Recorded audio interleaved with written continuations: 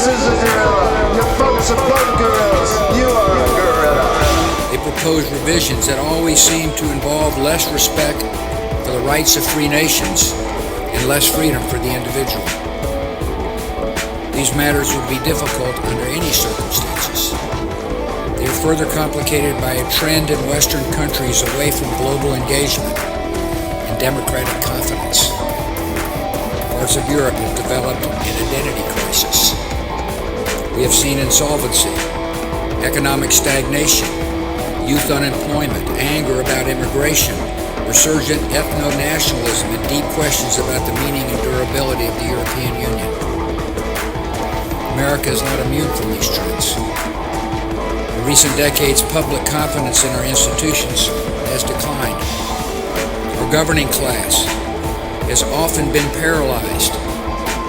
The American dream of upward mobility seems out of reach for some who feel left behind in a changing economy. Bigotry seems emboldened. Politics seems more vulnerable to conspiracy theories and outright fabrication. You both were members of Skull and Bones, a secret society at Yale. What does that tell us? Not much, because it's a secret. Is there a secret handshake? Is there a secret code? I wish there were something secret I could manifest. 322, a secret number? There are all kinds of secrets. Now, as you may know, my running mate, Tim, is Catholic and went to Jesuit schools. And one of the things he and I have talked about is this idea from the Jesuits of the Magus, the more, the better. Hello, everybody, and welcome to another edition of Code Word Barbelon. We're reading today on Sunday, March 25th, 2018, and I am joined here with Jörg Glissman from Belgium, and we are on Chapter 26, Revolution and Wars, the Bane of All Nations. Welcome, Jörg. Thank you, Brett. And we're going to start right away with a quote from Jesuit Cardinal Manning, or Jesuit-trained Cardinal Manning at least, who said, "We are prepared to deluge Europe in blood in order to recover the Pope's temporal power." Yeah, you know, without the shedding of blood, no one can be saved. So they are saving the Pope by shedding millions of liters of blood of innocent people in Europe in the coming centuries. That's what we're going to read about today in Code Word Barbelon, starting on page 269 on the top. All in all, the Jesuits had been expelled, reinstated, outlawed, redissolved, and restored no less than 70 times in the various countries of Europe. Yet each time they returned from exile again and again in triumph. And history faithfully records, quote, "the harvest of plots, tumults, seditions, revolutions, torturings, poisonings, assassinations, regicides, and massacres," unquote, that flowed from their intrigues unabated. What was it that was so iniquitous about the Society of Jesus? Yeah, that's an interesting question. The bull or brief that Pope Clement XIV wrote in 1773 confirmed the malevolence, listing a, quote, "long and heinous catalogus of charges," unquote, against them as having, quote, "instigating various insurrections and rebellions, undermining corporations of every sort in Europe, in Asia, and in America," unquote. Antichrist Pope Clement the Bull had further accused them of tumults, disturbances, violence, and of disturbing the peace of the Church and the nations. Thus, it was not without good justification that they were labeled the bane of all nations. Wrote Wiley, quote, "Had this accusation proceeded from a Protestant pen, it might have been regarded as not free from exaggeration. But coming from the papal chair, it must be accepted as the sober truth," unquote. That the bull fully justified itself was shown from the formidable list of charges against the Jesuits. Says the Encyclopedia Americana that they, quote, "have been expelled over and over again from almost every Catholic country in Europe, always, however, coming back again to renew their work when the storm had subsided, unquote, is proof that there is something iniquitous in this very nature of the organization. But despite the numerous attempts at suppression, their intrigues continued unabated, leading the editor of Journal des Débats to write, quote, "The name Jesuit is on everyone's lips, but only with a curse to follow. It echoes through the columns of every newspaper in the land, always with fear and sorrow, and it has been carried all throughout France on the wings of terror," unquote. I got a comment. Yeah, please. I noticed here we have a quote from the 1904 Encyclopedia Americana. And I have this encyclopedia, and I've been reading this, and I've been going, man, I got to send this to Yerk because we got to talk about this. Because this definition of Jesuit here in this encyclopedia is so far off in some places. I mean, it states all kinds of things that are not correct. But then they turn around and say, oh, well, quote, "have expelled over and over again in every Catholic country in Europe, always, however, coming back again to renew their work when the storm had subsided." So, yeah, that's a really good quote he pulled out of there. And I'm just wondering now, is he going to bring it up in the future? He might. But anyway, that's my comment. Okay. Thank you for your comment, Brett. You're welcome. The allusion here is to the terror of the French Revolution. The allusion, not illusion. Understand me correctly. That's what I said already before we started reading this at the end of last broadcast, that is one of the bloody revolutions that they are part of. While we're at it, French Revolution, I just wanted to say you had a conversation with Michael yesterday on the phone, right? Yes, I did. During our Bible study, he sent me a little link about what was my stance on the Magna Carta. Let me just see that I get this. Here. That was a day. That was a little bit before. Yeah, he said, "I wish you an interesting Sabbath." And if I know this here and about the influence of canon law on Magna Carta.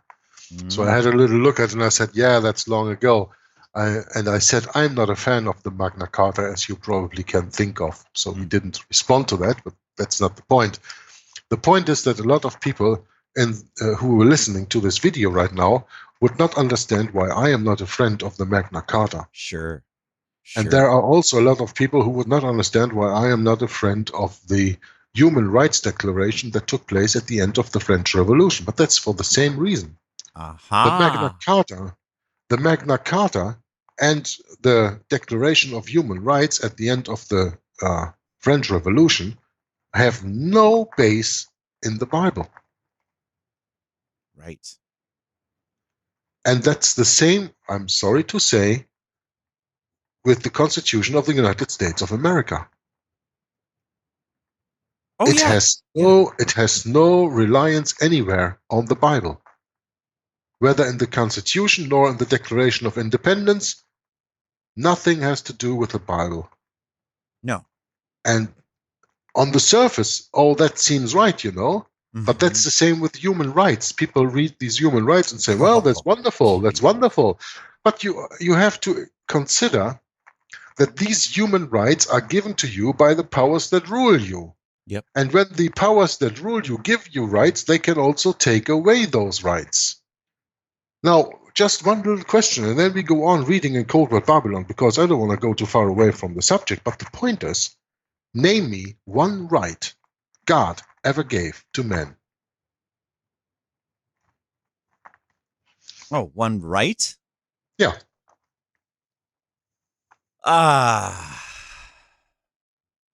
Well, there's only laws. Exactly.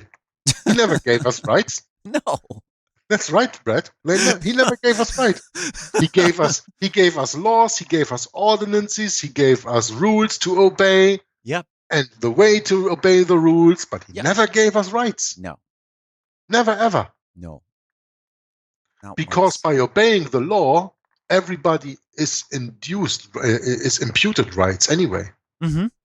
Like when Jesus said, the second commandment is like the first, and that is the second then, love your neighbor as yourself. Yes. That gives my neighbor the rights of not being physically harmed, for example.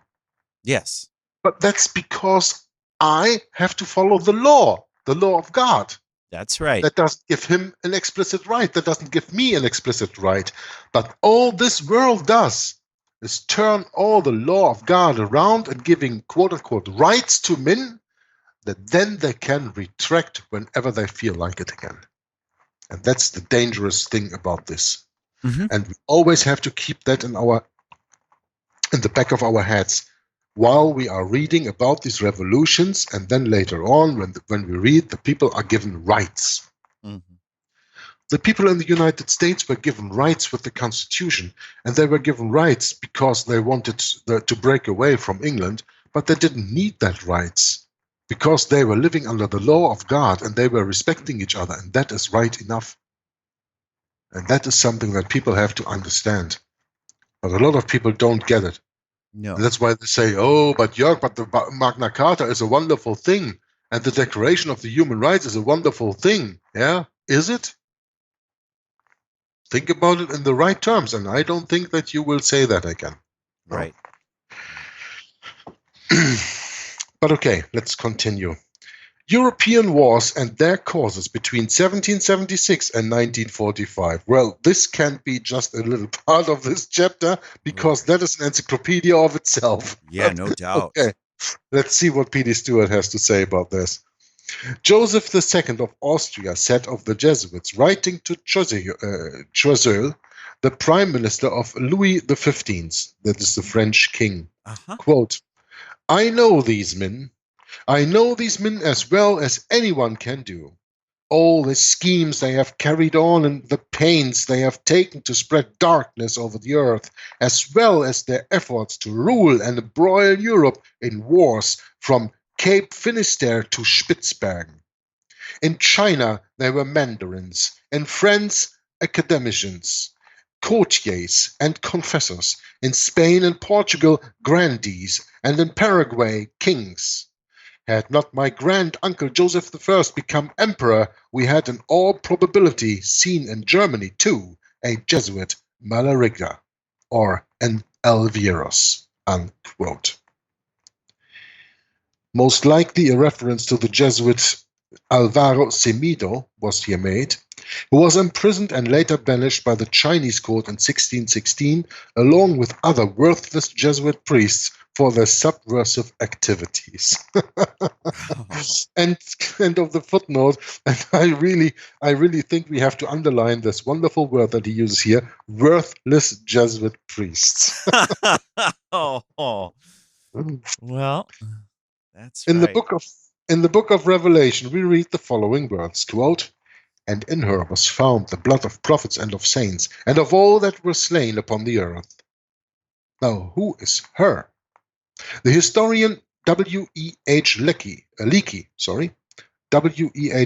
in his History of the Rise of Rationalism in Europe wrote, quote, the Church of Rome has shed more innocent blood than any other institution that ever existed. It is impossible to form a complete conception of the multitudes of her victims, unquote. And Catholic General Jesuit-trained son of George Washington, Lafayette, declared, quote, they, meaning the Jesuits, are the most crafty, dangerous enemies to civil and religious liberty. They have instigated most of the wars of Europe, unquote. This grave charge is also found in Leo H. Lehman's work Behind the Dictators that you are uploading for the moment on your channel, Brad. That's right. Yeah, but when they listen to this, that's already long done. So. Oh, yeah. For sure. But you can find the reading of me Leo H. Lehman's work behind the dictators on Brett's channel and on my channel. So check that out. We have respective playlists for that. And in the book 14 Years a Jesuit by Count von Hunsbruck, a German noble and ex-Jesuit, formidable charges form formidable sources. You know, Brett, I'm almost tempted to open my Firefox browser and read to you what I started reading at the last video that I did of the secret history of the Jesuits. Oh, that's right. I thought I remember something about this. I think you may have mentioned this. Yeah, you remember that? Very vaguely. Not as well do. as you do, obviously. Yeah. Okay. Let's just see if I can get this open here. Secret history. I just need the secret history of the Jesuits by Edmund Paris. Go to the very last page. And there I have a link. There I have a link, and that link then I need to put into my browser here. Open the browser, paste and go. That is from a forum that is called... Really? Interesting. Sorry, it didn't take this here. So, this is from a forum called Let's Roll Community Forums. Quotations on the Jesuit Order. So I'm almost tempted to do a reading of that. What do you think about that, Brett? Please go for it. Yeah, I sent you the link here on Great. Skype because he started with these quotations. I think that we can, Right. before we go into European wars and their causes, we can just learn a little bit about what other people have to say about the Jesuit order. Quotations. My history of the Jesuits, it's not eloquently written, but it is supported by unquestionable authorities, and is very particular and very horrible. The Jesuits' order restoration in 1814 by Pope Pius VII is indeed a step toward darkness, is indeed a step toward cruelty, despotism, and death. I do not like the appearance of the Jesuits. If ever there was a body of men who merited eternal damnation on earth and in hell, it is this Society of Loyola. John Adams, 2nd President of the United States of America. It's my opinion that if the liberties of this country, the United States of America, are destroyed, it will be by the subtlety of the Roman Catholic Jesuit priests, for they are the most crafty, dangerous enemies to civil and religious liberty. They have instigated most of the wars of Europe. Marquis de Lafayette, French statesman and general. He served in the American Continental Army under the command of General George Washington during the American Revolutionary War. That's why I just called him the son of George Washington. He was not, of course, not his. He was not, of course, his physical son, but he was a quote-unquote pupil of George Washington. Gotcha. And Lafayette named his child after George Washington. I see. So they were very closely bound together. And because I read that quote from Lafayette, I thought, let's have a look at this quote here. Sure. Well, when you make the video, Brett, you can easily put the site on there and people can read along. Because this is a long page of quotes. But whenever you say let's go back to the reading, we can go. But for the rest, I will continue reading a few quotes on the Jesuit order here. The American Civil War between 1861 and 1865 would never have been possible without the sinister influence of the Jesuits. Abraham Lincoln, President of the United States.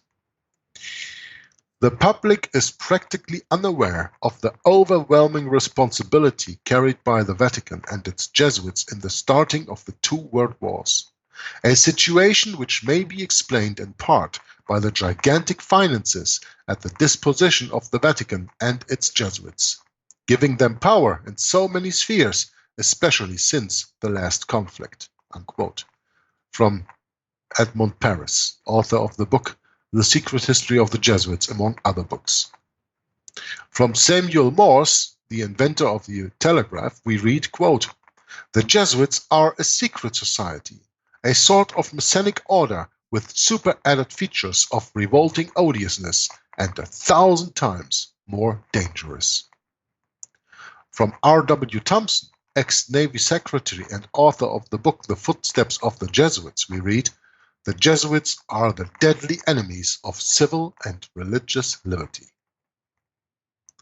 From Napoleon I, we read, and this is not from Napoleon himself, but we read this already in the book Cold Word Babylon, so you can look our broadcast there up and see that this is not from him himself, but that is more in his memories and in his memoirs written by someone else.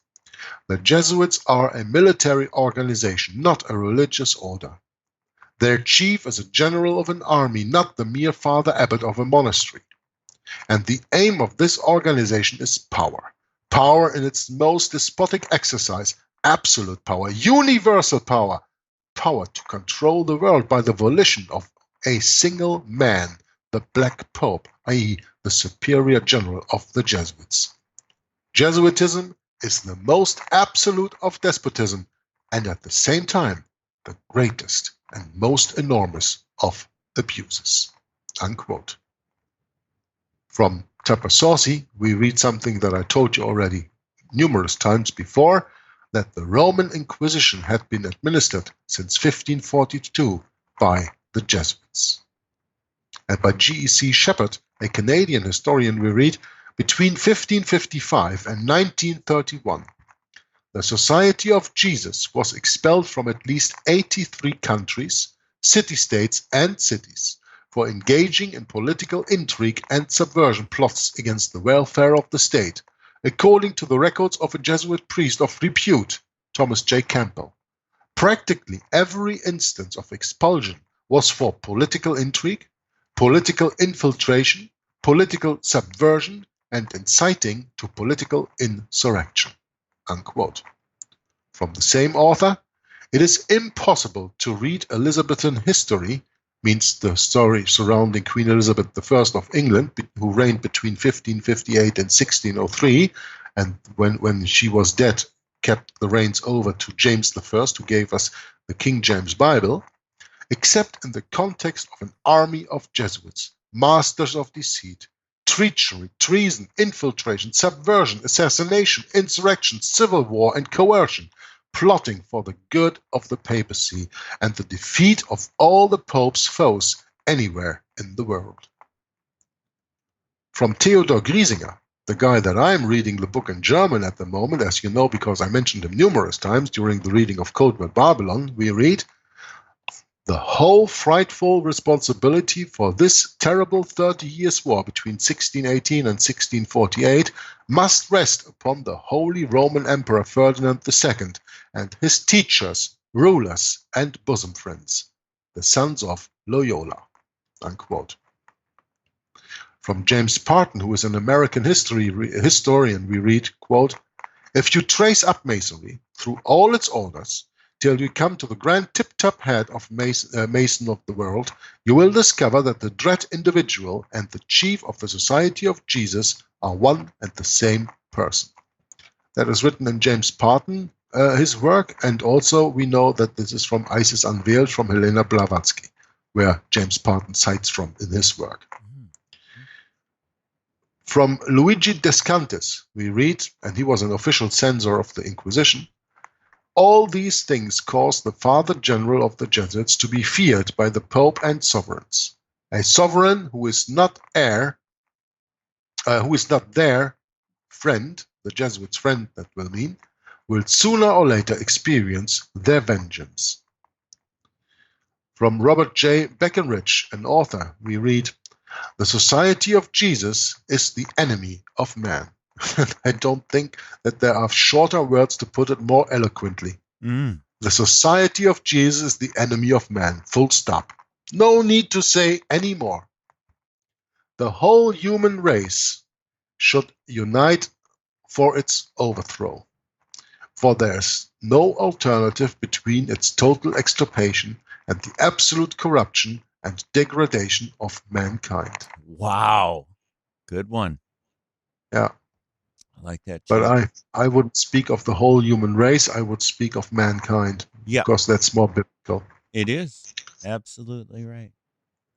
From Fyodor Dostoevsky, a famous Russian novelist, we read, quote, "The Jesuits are simply the Romish army for the earthly sovereignty of the world in the future, with the pontiff of Rome for emperor. That's their ideal. It is simple lust of power or filthy earthly gain of domination. Something like a universal serfdom with them as masters. That's all they stand for. They don't even believe in God, perhaps." Oh, yeah, that's right. Yeah. From Boyd Barrett, who is a quote-unquote ex-Jesuit, we read, "The Jesuit order at last reached the pinnacle of its power and prestige in the early 18th century, meaning the early 1700s. It had become more influential and more wealthy than any other organization in the world. It held a position in world affairs that no oath-bound group of men has ever held before or since. Nearly all the kings and sovereigns of Europe had only Jesuits as directors of their consciences, meaning as their confessionals, yeah? Confessor priests, so that the whole of Europe appeared to be governed by Jesuits only." From M.F. Cusack, an ex-nun who wrote the book The Black Pope, by the way, a book that I have on my computer sitting for years and I'm anxious to read, we read, "In Roman Catholic circles, it is well known that the Black Pope is the term used for the Superior General of the Jesuits. As the Pope is always robed in white, and the Jesuit Superior General in black, the contrast is obvious. But those Romanists do not greatly love the Jesuits, and their number is not limited, use the term as indicating that the Black Pope rules the White Pope, even while the former, meaning the Black Pope, is obligated to make at least a show of submission to the latter." From the same author we read, "The Jesuits are the only religious order in the Church of Rome which has lain under the ban of the White Pope, or which has been expelled from any country because of its interference in politics. Hence, we may expect to find that to obtain political power forms a main feature in the plans of the Society of Jesus." Unquote. Alas, I knew they would poison me, but I did not expect to die in so slow and cruel a manner. Antichrist Pope Clement XIV, who had quote-unquote forever abolished the Jesuit order in 1773 with his brief or bull of Dominus Dominic ac Redemptor. Jeremiah J. Crowley, an Irish ex-priest from the Roman Catholic Church and author of the book Romanism, Menace to the Nation, said, quote, "The Jesuit Superior General is at the head of this black and mute militia, which thinks, wills, acts, obeys as the passive instrument of his designs. Their whole life must have but one aim, the advancement of the Jesuit order to which they are attached." From Friedrich von Hardenberg, a German philosopher, we read, "Never before in the course of the world's history had such a society appeared.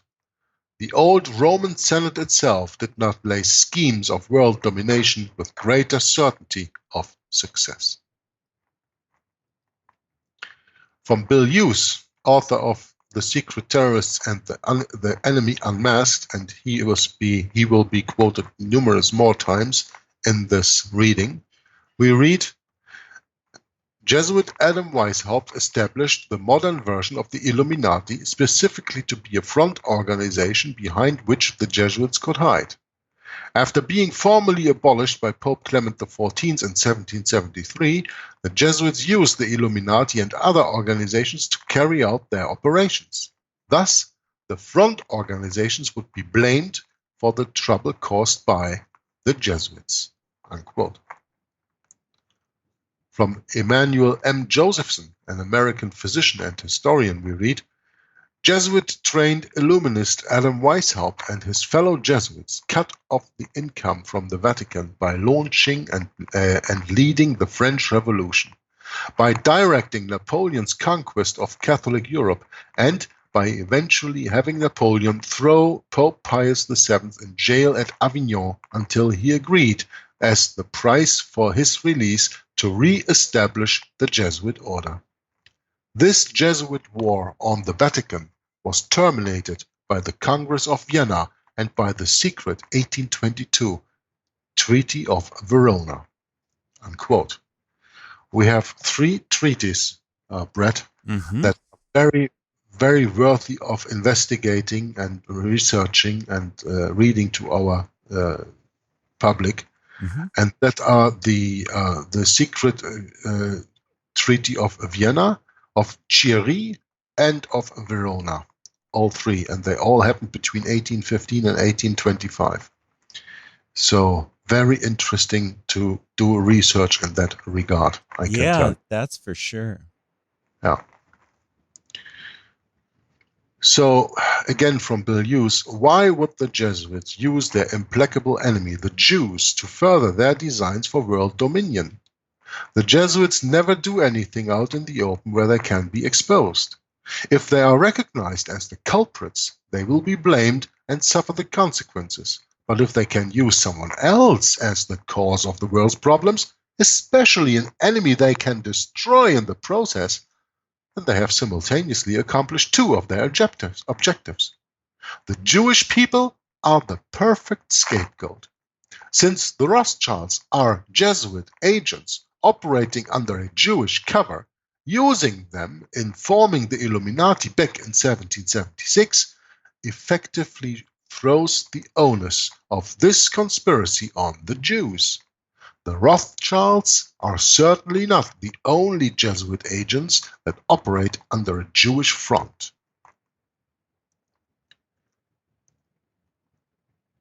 History books will tell us that the French Revolution first began in 1787 or 1789, depending on which book you read. However, it was actually planned by Jesuit Dr. Adam Weishaupt and the House of Rothschild almost 20 years before the revolution took place. We can read with William Sutton, author of the New Age Movement and the Illuminati, 636 books. From Hector Macpherson, author of the book The Jesuits in History, we read, they, meaning of course the Jesuits, have so constantly mixed themselves up in court and state intrigues that they must, in justice, be reproached with striving after world dominion. They cost kings their lives, not on the scaffold, but by assassination. And equally hurtful as the Society of Illuminati, they were the foremost among the crowd, at all events, who applauded the murder scenes in Paris during the French Revolution. This is a quote from Hector Macpherson. From Bill Hughes again, the Jesuit Adam Weishaupt and the Rothschilds managed to cast the blame for the French Revolution on their front organization, the Illuminati. Well, this was an interesting excursion, but if I keep reading, this video goes on for 2 hours, and we wanted to read a little bit on the code word Babylon. But this just gives you an interesting link that Brett will, of course, put in the description box of this video, so that you can read all these quotations from yourself. And this has nothing to do with conspiracy theory, because these are well-known, renowned authors through the last 4 centuries where you can read this stuff from. They don't suck this just outright off their thumb. These are people who really made their investigations themselves, their own research, you know? Mm-hmm. Right. So I think I'm going to continue then reading in this book, okay? Good. Yes. On the top of page 271 we were. Even Jesuit historians have admitted that the members of the Society of Jesus have instigated numerous plots against many of the powers of Europe. Edmond Paris, in his books The Secret History of the Jesuits and the Vatican Against Europe, says that most of the wars of the 20th century are also be attributed to the Jesuits and their agents. That is a quote that we just read. Huh? The Encyclopedia Britannica confirms this. Quote, they were also responsible by their theoretical teachings in theological schools for not a few assassinations of the enemies of the cause.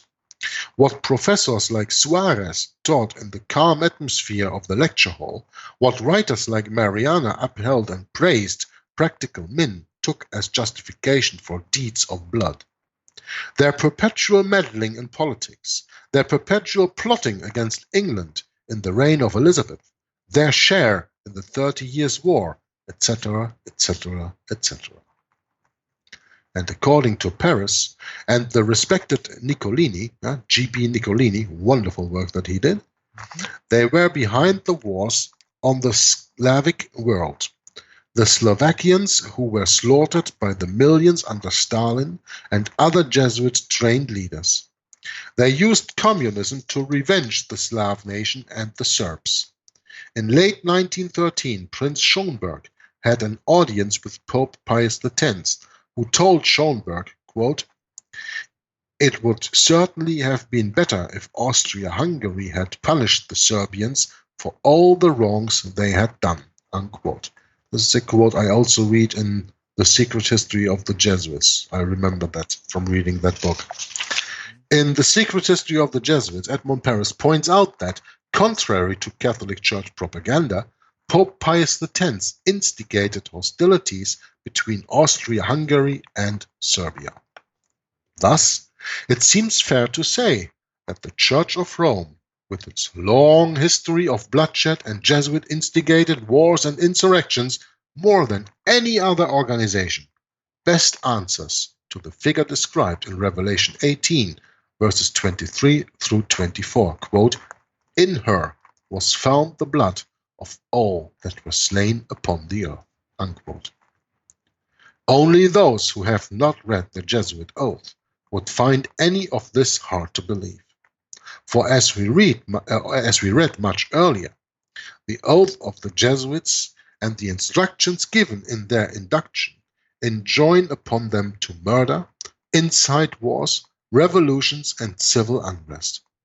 I cite again, briefly, that part of the Jesuit instruction, for it cannot be too often repeated. Quote, you have been taught to insidiously plant the seeds of jealousy and hatred between states that were in peace, and incite them to deeds of blood, involving them in war with each other, and to create revolutions and civil wars in communities, provinces, and countries that were independent and that were prosperous, cultivating the arts and the sciences and enjoying the blessings of peace.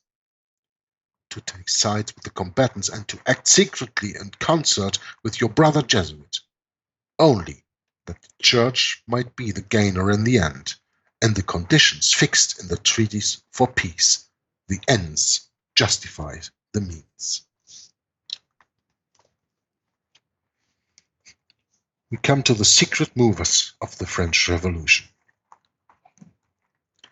The awful result of the attempted suppression of the Jesuits in 1773 was that the period saw the most chaotic and fearful scenes of revolution deposed kings and desecrated altars. The Jesuit-trained Voltaire died in the year following the founding of the Illuminati, and virtually all his disciples, as if with one voice, joined forces with Jacobism. Almost immediately thereafter, the French Revolution burst upon mankind. The scenes of this awful event the Jesuits proudly pointed to as the signal of the divine anger at the disbanding of their order. But in fact, they had orchestrated the strife through an active member of their society, the quote-unquote ex-Jesuit Adam Weishaupt. The causes of the French Revolution can never be understood in the pages of official history.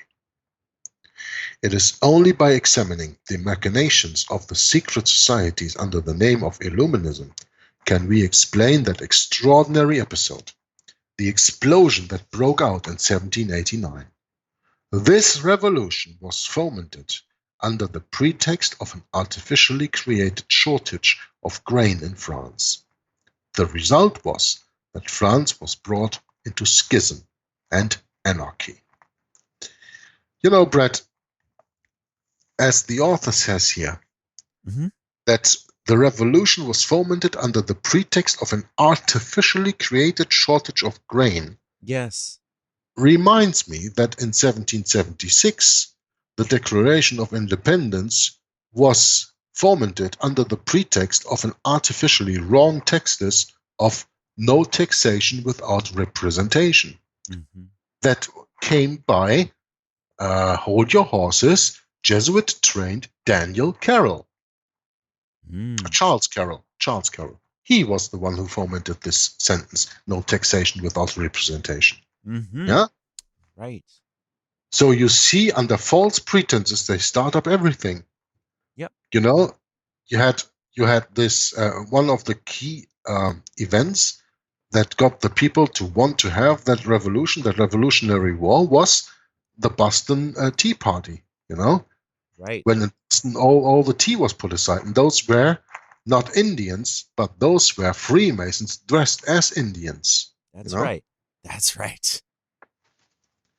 And so you see the pattern, right? You see the pattern. You see the pattern they used in the United States in 1776. They used the same pattern, a different one, shortage of grain, in France to get their revolution over here, right?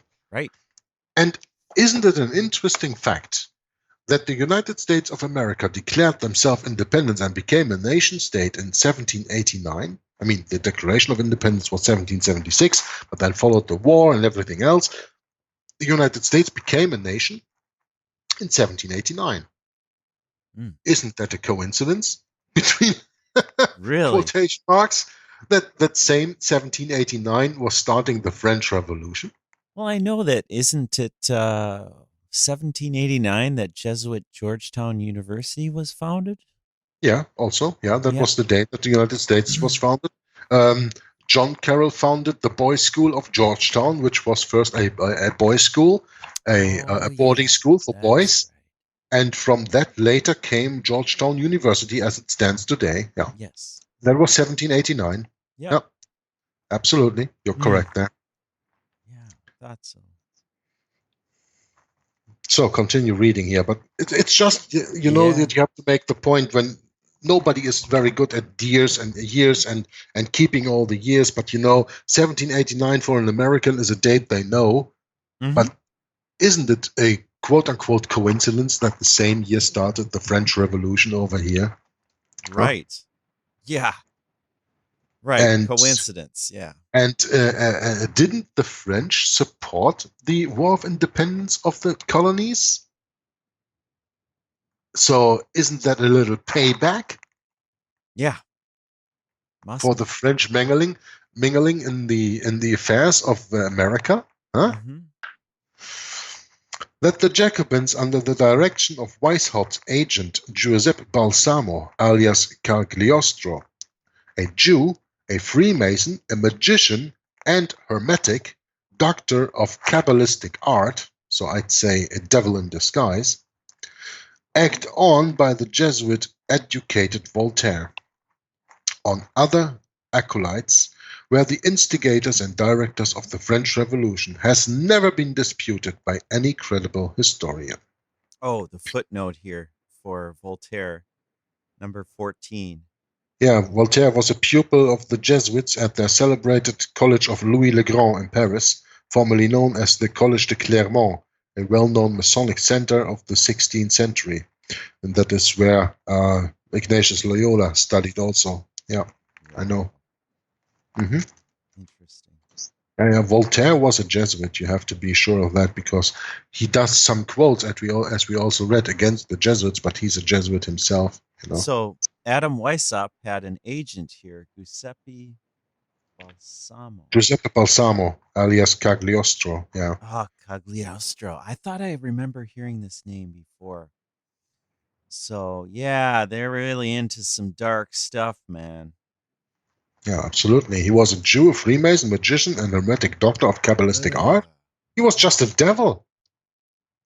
When you combine all that, Ah, being a Jew, a Freemason, magician, and a Hermetic doctor, a Kabbalistic art, that's now I can see why whenever Voltaire pops up, it's like, ugh, what's this? Wow, uh, this is ugly. Yeah, the French Revolution is, this is something so vital to study in history. It really is. This is a fantastic chapter right here. absolutely. Now, Mhm. it puts some connections where some people always in their research up to now have tasted in the darkness and Yeah. not seen In not seen light. the Yeah, solution. that's correct. Yep. Yeah. Very good. Connecting the dots. Yeah, very much. Let's see. We need only to read Weishaupt's writing. They predicted well in advance everything that happened in France, Portugal, and Spain, the very countries that had expelled the Jesuits. Well before the events between 1773 and 1775, a Jesuit-trained scholar, Caritat de Condorcet, a close friend of Voltaire, wrote his ideas, all of which, more or less, forecasted the coming revolution. As is so often the case with the Jesuits, when they are not able to when they are not able to act openly, they act vicariously. Oh, yeah, the vicar. Yeah. Didn't know about that. In place of. Yeah. They act in place of. That's Yeah. right. Mhm. The Church of Rome has said that it was, quote, prepared to deluge Europe in blood in order to recover the Pope's temporal power, unquote. In his lectures on the French Revolution from 1889, Lord Dalbach Acton, an honest Catholic, I have problems reading this sentence, an honest Catholic, how does that ever exist? That is an oxymoron in itself. Yeah, it is. So, in 1889, Lord Dalbach Acton, observed, quote, the appalling thing in the French Revolution is not the tumult, but the design. Through all the fire and smoke, we perceive the evidence of calculating organization. The managers remain studiously concealed and masked, but there's no doubt about their presence from the first. They had been active in the riots of Paris, and they were again active in the provincial rising. They entered into compacts and combinations, unquote. It was the Catholic Illuminati, or the Jesuits revived, who engineered that revolt. And though little known, it is well established that Napoleon Bonaparte too was recruited into the Illuminati to fulfill its revolutionary purposes. Yes, Napoleon Bonaparte, I can't emphasize that enough, came from Corsica, where the Jesuits flew to when they were given no other safe haven, and out of Corsica came Napoleon Bonaparte to get a punishment on France and through France's army to the whole of Europe that was not in the Jesuits' favor all the years before. Napoleon was just a payback. The period immediately following the banishment of the Jesuits saw not only the demise of the monarchs who had called for their suppression, but a hidden force was leading to the disruption of the whole civil order in Europe. Who was behind this hidden force? Well, the Catholic Encyclopedia hints that it was a hidden force, quote, overthrowing every throne that had combined against them, and that in the anguish of that trial, many were the cries of the re-establishment of the order, i.e. the Jesuits, unquote. So the hidden force was seeking the re-establishment of the Jesuit order. The Jesuits had been suppressed in 1773 by the combined efforts of the monarchs of France, Spain, and Portugal. And as stated above, the Catholic Encyclopedia admits to a hidden force overthrowing every throne that had combined against them, i.e. the Jesuits. Speaking of this period of upheaval and revolution, Prince de Ligne wrote to Madame de Choisy, quote, if the Jesuits had not been expelled, we would not be seeing this accursed spirit of turbulence spreading like a torrent that threatens all the thrones of Europe." Unquote. The drama predicted by Deligne was later openly played out in the terrible scenes of the French Revolution, and in the raising up of their great avenger, Napoleon Bonaparte, whose Catholic advisor was the Jesuit-trained cleric Father Abbé Emmanuel Joseph Sieyès. Father Sieyès was second consul of the Napoleonic regime, and according to Robertson, Sieyès was also a French Illuminati, a disciple of Jacobinism. Sieyès had Napoleon punish Pope Pius VII by having him imprisoned for 5 years until he restored the Jesuit order by the bull Sollicitudo Omnium Ecclesiarum. Sieyès was also a leading figure behind the revolution which swept away the monarchy that had banned the Jesuit order. William T. Still tells us how this was done. Quote, "As radicals flocked into these new varieties of Illuminism, a larger meeting hall was needed. The hall of the Jacobins convent was leased, and it was from the hall that they eventually derived their new name, the Jacobin Club. The Jacobin Club met in secret, eventually boasted of having some of the best educated and most influential men in France among its 1,300 members. The Jacobins vowed to destroy the monarchy as well as other existing institutions and sought to establish what they called a New World Order, or Universal Republic." Unquote. Historian Jean Albert Sorel wrote in his book Europa und die Revolution, or Europe and the Revolution, that the Freemason Lord Mansfield stated openly in Parliament, quote, "The money that was spent to further the French Revolution was money well spent." Unquote. It was the hidden hand of the Jesuits, through their Illuminati disciple, the so-called ex-Jesuit Adam Weishaupt, that devised, used, and funded Jacobinism to instigate the French Revolution and the carnage that followed. Nestor H. Webster states of the hidden hand of the Illuminati, quote, "By March 1789, the 266 lodges controlled by the Grand Orient were all Illuminized without knowing it, for the Freemasons in general were not told the name of the sect that brought them the mysteries, and only a very small number were really initiated into the secret. The following months, the French Revolution broke out." Unquote.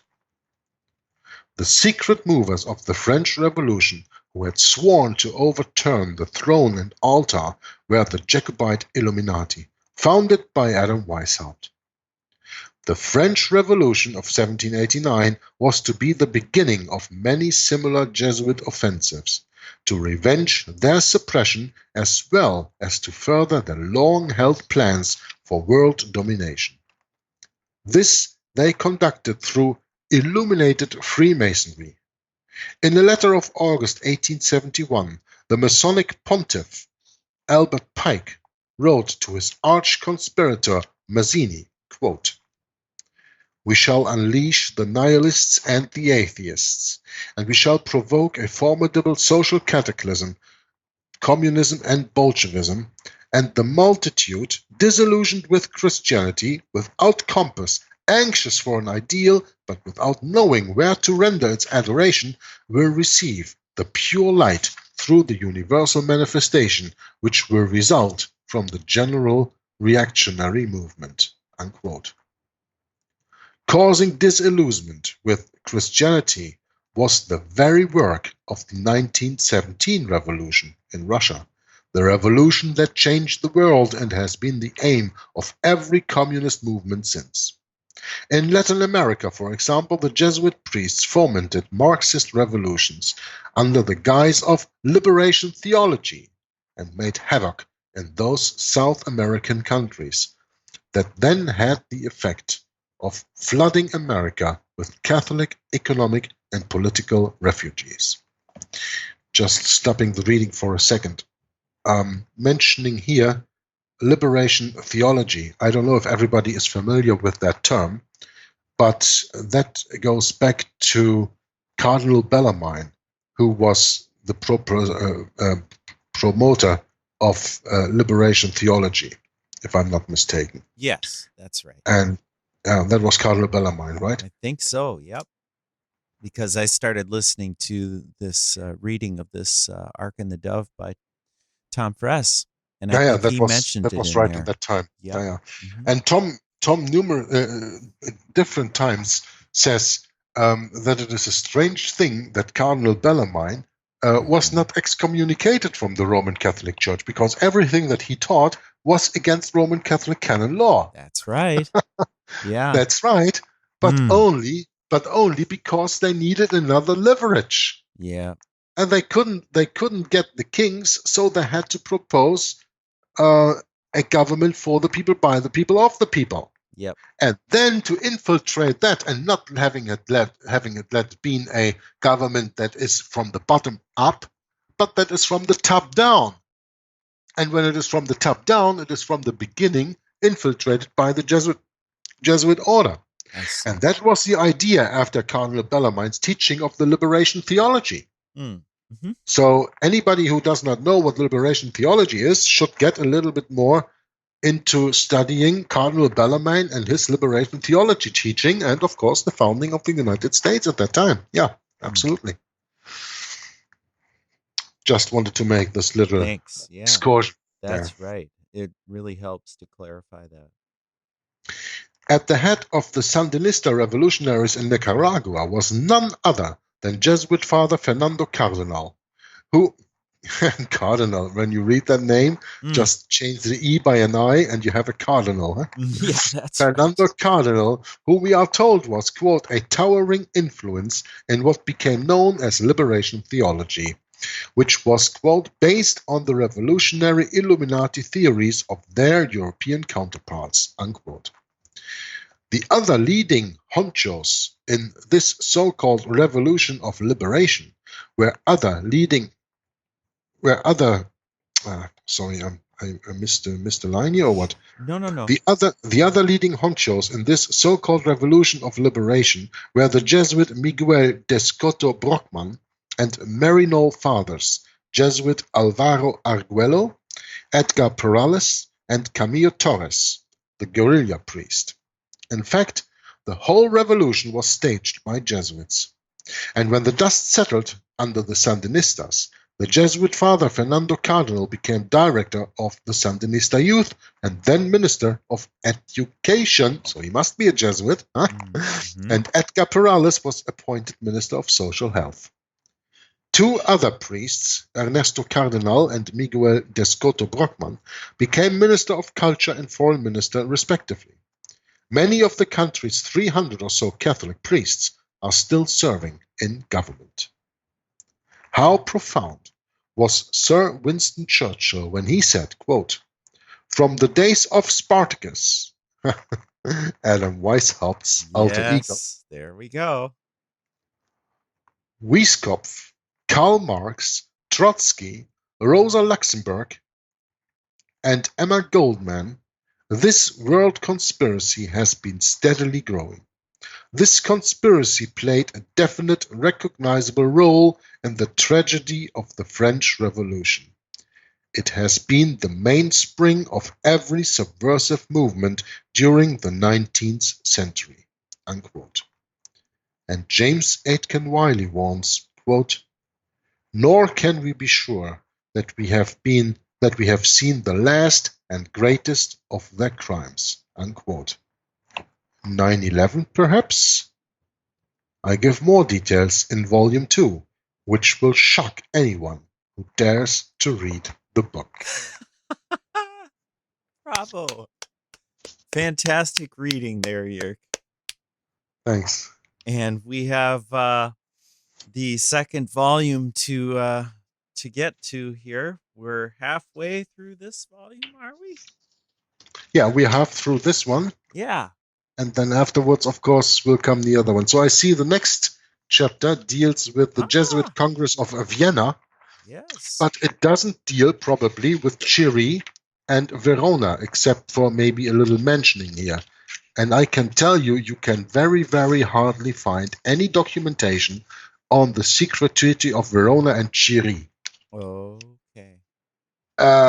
But to give you a little idea, in these treaties, the ruling monarchs of that time agreed, together with the Jesuit order, to step down from their thrones to give a people-ruled government the possibility to come into power. That was then, of course, infiltrated by the Jesuits, as we know today, that every democracy, every republic is infiltrated. And therefore, the monarchs just took a step down. Like, in Belgium, where I live today, this is a kingdom. Yeah? Sure. And the king of Belgium has no power but being a representative for his country, like a president. Yep. But he has no monarchical power as we know from the past. Right. So these three treaties, the Treaty of Vienna, Verona, and Chiri, manifested a conspiracy between the ruling nobles of Europe in that time and the Jesuit order to lay the scheme for the political development for the next 200, 250 years to come. And that's where we are in right now. And that's why in America, a few years after these treaties, you had the Monroe Doctrine. Ah. That's where it all comes together, Brett. Okay. Great. And we're headed right for it. I think that is a really good study. It's going to take me a while to absorb this, man. It's great, though. It's starting to come together. I really like this. This last chapter was really good. Yeah, it was. And the little excursion into the quotes of the Jesuits was just fine along with it, right? Oh, absolutely, because we're talking about revolution and wars, the bane of all nations, order out of chaos. Mm-hmm. Yeah, that's right. I mean, that's what they do. They bring chaos and then they have their auto da fe or whatever act of faith, the shedding of blood in their horrible doctrine. It's just to any freedom-loving part of mankind, this has got to be the worst news. No wonder they don't teach this in the churches. No one would go. No, they don't teach it in the churches. That is one thing, but they don't even teach it in history lessons in school, and that's another. That is the most formidable thing. I have been reading. Right. I have been reading. Did the Catholic Church give us the Bible today? And that's right. And there also was this point about this history. The Jesuits distort history. Yes. The problem is that we as Bible students, we know that we have to take the Bible. We accept that prophecy in the Bible is history written in advance. And now, today, in 2018, we have the possibility to look back on history and see these prophecies being fulfilled. But we don't see these prophecies being fulfilled when A, we have a corrupt Bible, and B, we have corrupt history books. Then it's all a fable to us. Sure is. And that's the problem. And that's what they're living off. Absolutely right. And that's what we have to understand. And the more we understand this, and the more we teach this through reading books like Cold Word Babylon and other books, and the more people get awake, well, I'm already confident if one person says to me, I get it the way that you got it. Mm-hmm. I get it the way that Jesus meant us to get it. Mm-hmm. Because all this, Brett, has only one purpose in the end. Bring us closer to our Lord and Savior, Jesus Christ. That's right. Because this world is nothing. Jesus Christ is everything. And with that, I want to end. And me too. And we'll see you next time. Bye-bye.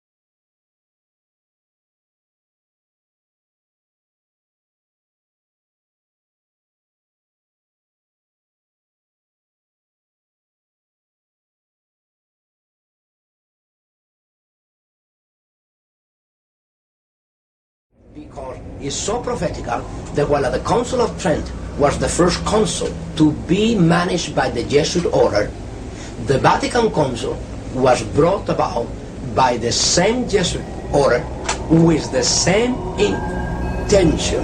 And you know the intention of the Council of Trent. The intention behind the Council of Trent was the Counter-Reformation. What was the intent of the Vatican Council II? Another Counter-Reformation, but called today, how you call it? Renewal. You see the point? Now, the change wasn't made, but the intentions were the same. Yes. See, more sophisticated today. Yes. You see, the Counter-Reformation was taken through the Council of Trent. That was the entire Counter-Reformation was performed by the Council of Trent, decrees. Then through that time until today, Vatican Council II came about with the idea of renewal. That means another step forward. And the final, I will say this is the final stage of a Counter-Reformation. What do you think happened to Kennedy? You see, Kennedy said, no pope's going to tell me what to do in Houston in 1960. Kennedy said, you know, Cardinal Spellman, you're not invited to the White House anymore. You're not going to be coming here and saying Mass. And you're not going to be involved in the CIA Daily Brief either, Spellman. And further, Cardinal Spellman, I'm going to end this Vietnam War because I know it's your war, it's Spelly's war, and so I'm going to end it by 1965. Kennedy also said, you know, I'm going to break the CIA into 1,000 pieces and scatter it to the wind because, you know, the CIA is just part of the continuing SS controlled by the Pope. Kennedy also said, you know what, I'm going to invade Cuba on December 1st, 1963, and I'm going to take Cuba back from Fidel Castro, and I'm going to give it back to the Cuban people. And Allen Dulles said, no, you're not, nigga. So Kennedy, on orders of Pope Pius VI and carried out by the Black Pope's Jesuit order in the Knights of Malta, was slaughtered at 12:30 in the afternoon on orders of the Black Pope, overseen by Cardinal Spellman. And nobody gets tried, nobody gets to jail, and they kill a little patsy named Lee Harvey Oswald, who actually liked Kennedy, who was in the CIA. They killed the patsy, blamed it on him, and everything went hunky-dory. Because you see, the Pope controls the press here. The Pope controls Fox News here. To begin with, we have Cardinal Spellman, which is infamous. Who is infamous? But Cardinal Spellman was advised by and overseen by Edmund Walsh. And we cannot overestimate the influence and power of this singular American Jesuit at Georgetown University in Washington.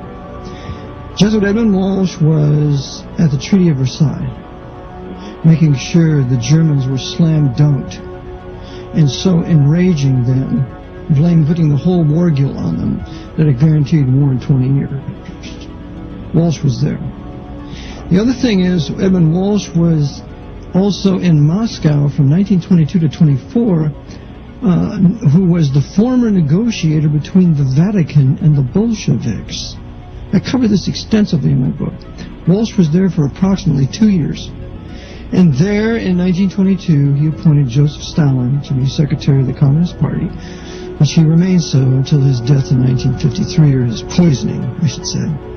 So Walsh was intricately involved in the Bolshevik Revolution, intricately involved in the Treaty of Versailles, and intricately involved with FDR, because as soon as FDR was, quote-unquote, elected president, one of the first things was recognize the USSR, and he did it in the White House, and sitting right next to him was Jesuit Edmund Walsh.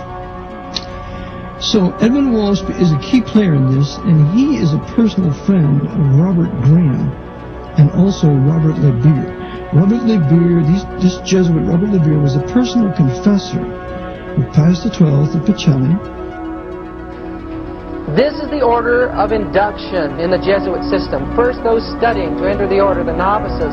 Then the scholastics, the great teachers, the temporal ruling over the houses and the schools, and the coadjutors, finally, the agents that carry out the responsibility of aiding in the world projects.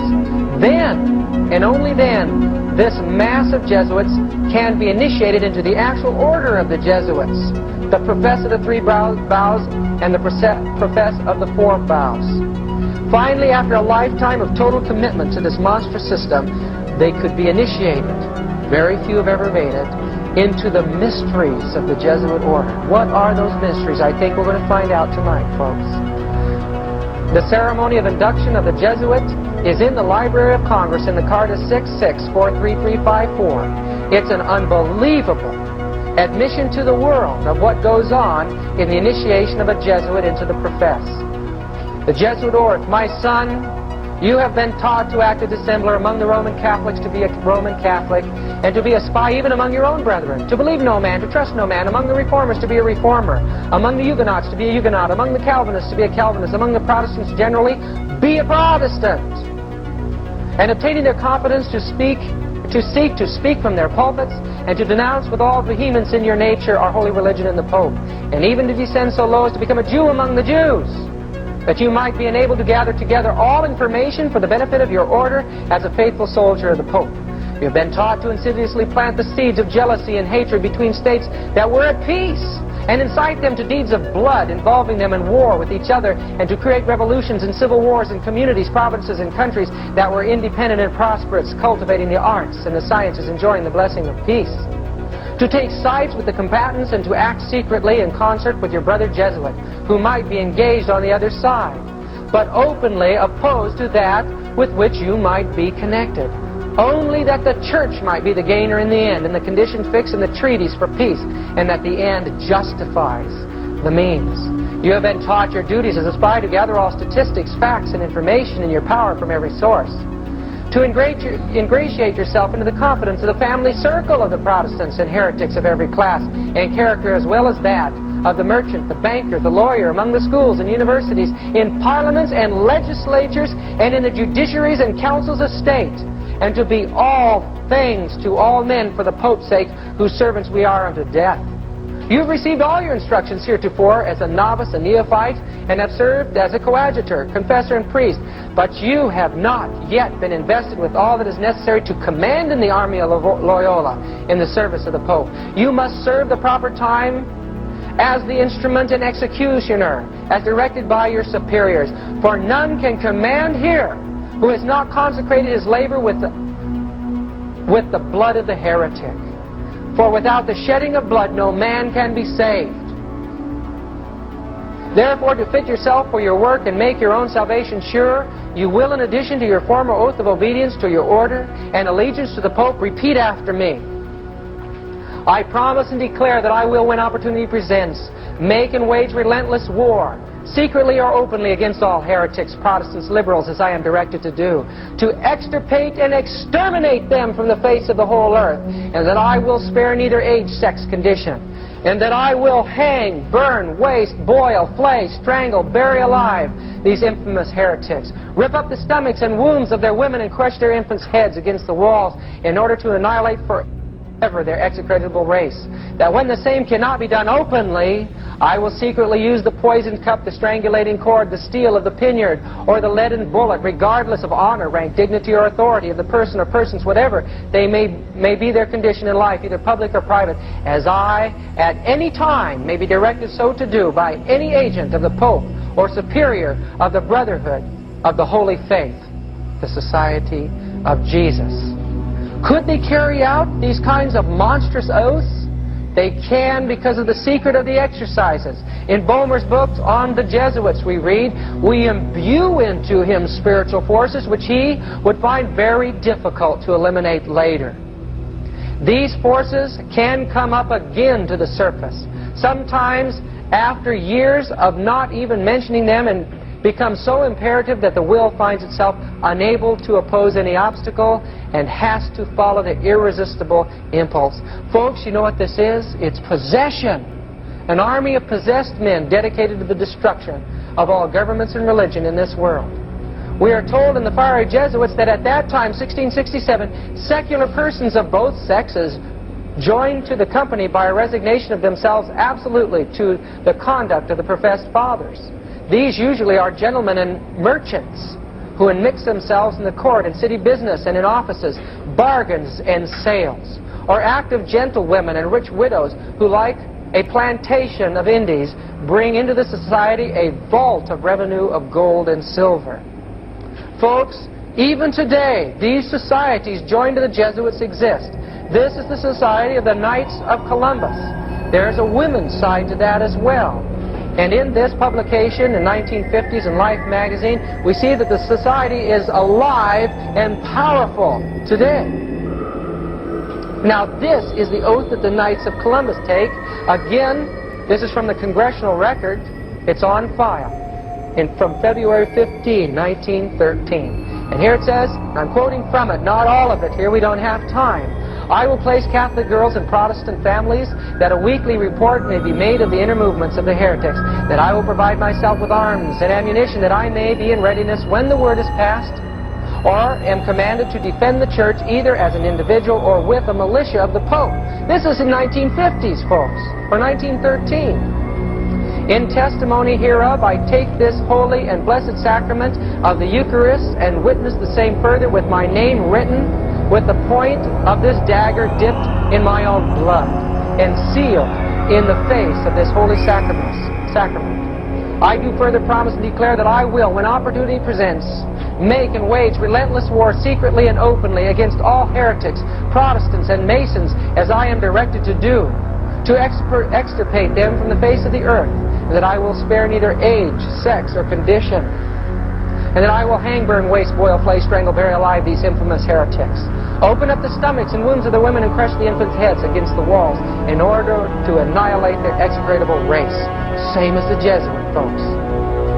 That when the same cannot be done openly, I will secretly use the poisonous cup, the strangulation cord, the steel of the piniard, or the leaden bullet, regardless of honor, rank, dignity, or authority of the person, whatever may be their condition in life, either public or private. Should I prove false or weaken in my determination, may my brethren and fellow militia of the Pope cut off my hands and feet, cut my throat from ear to ear. May my belly be opened and sulfur burned therein with all the punishments that can be inflicted upon me on earth, and my soul shall be tormented by demons in eternal hell forever. That I will, in voting, always vote for a Knight of Columbus in preference to a Protestant, especially a Mason.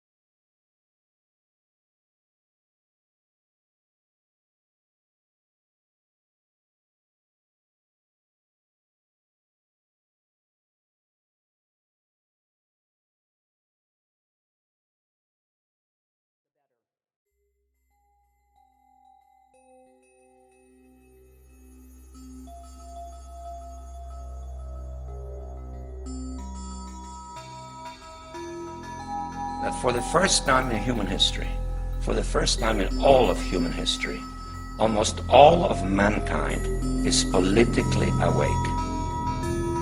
And these new and old major powers face still yet another novel reality, in some respects unprecedented. And it is that while the lethality of their power is greater than ever, their capacity to impose control over the politically awakened masses of the world is at a historical low. I once put it rather pungently, and I was flattered that the British Foreign Secretary repeated this, as follows. Namely, in earlier times, it was easier to control 1 million people, literally, it was easier to control 1 million people than physically to kill 1 million people. Today, it is infinitely easier to kill 1 million people than to control 1 million people. It is easier to kill than to control. We're at the very beginning stages of a very brutal and bloody conflict. And I believe that we've come horribly off track in the years since the fall of the Soviet Union. And we're starting now in the 21st century, which I believe strongly is a crisis both of our church, a crisis of our faith, a crisis of the West, and a crisis of capitalism. His son Jesus is here in our midst. His bride, the church, is honored to host an event affirming the dignity of the human person and the sacredness of all human life. I think Russia is no longer a communist state, first of all. That's very important to realize. It hasn't yet defined itself, however, effectively as a democracy. It is still uncertain. We're at the very beginning stages of a very brutal and bloody conflict, of which if the people in this room and the people in the church do not bind together and really form what I feel is an aspect of the church militant, if the people in this room and the people in the church do not bind together and really form what I feel is an aspect of the church militant, to really be able to not just stand with our beliefs, but to fight for our beliefs against this new barbarity that's starting, that we will literally eradicate everything that we've been bequeathed over the last 2,025 years. You didn't mention the president by name, but it was hard not to conclude that that's who you were referring to. Is that fair? I was certainly referring to the threats that we are now facing with this stated goals of this administration, which would upset the last 70 years of a new world order which was established after World War II. 70 years based on human rights, respect for the law, free trade, all of the things and aspects of this world order that took place after one of the most horrific, terrible wars in history, and I'm for maintaining it. We are grateful to be citizens of one nation under God, who acclaim this evening that in God we trust. Bless our two candidates, our benefactors, and those whom the L. Smith Foundation has been honored to serve for 7 decades. Guide us safely home, both this evening and for all eternity, through Christ our Lord. Amen.